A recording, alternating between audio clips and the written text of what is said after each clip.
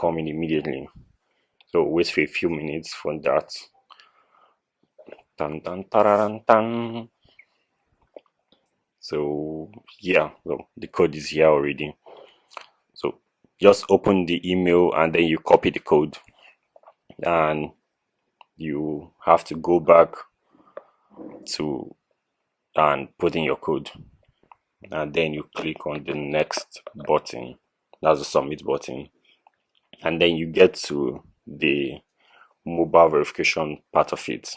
Okay, now on this mobile verification part, you need a fresh mobile phone number for this. Yeah.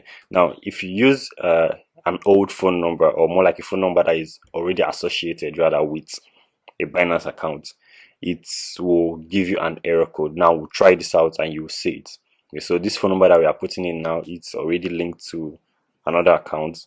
So when you click on the get code, automatically it gets in an error that it's already linked to another account. Okay, so we'll have to use a fresh phone number for this. So if you probably have an account linked initially, you have to look for a fresh phone number, probably get registered and register a phone number and then come back for it. Okay, so as you can see, it's still giving the error. Why? Because we already have a phone number. We have an account, this phone number is already linked into.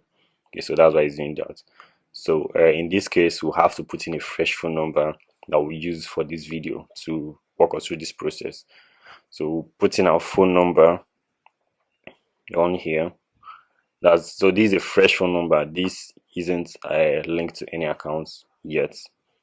So when you put it, we'll click on next, and then we'll click on our get code, and the code will be sent to your phone number. It shouldn't take long for you to get it, and it's already sent. So we'll now have to input the code that we received from our phone, or received in our phone number rather, and then we'll hit the submit button. So this will now verify the phone number that we imputed. Okay, so in this section, what we just need to do is to verify our identity. So we'll have to put in our, when it loads, I'll put in our phone number, sorry, our first name, our last name, middle name, and date of birth. Okay, so this should be in correspondence with what you have in your ID card, because you on the next stage put in your ID card. So we'll have to put in our first name or our last name, and then we'll choose a date of birth for this. Okay, so this is an alias, so we actually won't be using any ID card for this, but I will show you how it's done though.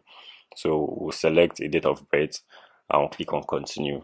So on this place, we'll have to put in your address, your residential address, which should also tally with your ID card, and then your postal code and your city, and then you click on continue.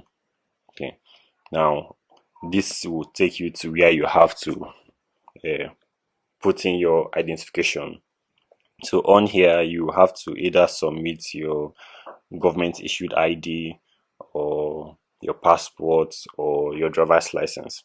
So because it's an alias, like I said, we won't be walking through this particular process. Okay, but I will show you how it's done. Okay, so the process is similar in all. So you just click on it and click on continue. All right, and then you have to just put in your front and the front and the back a picture of the ID card.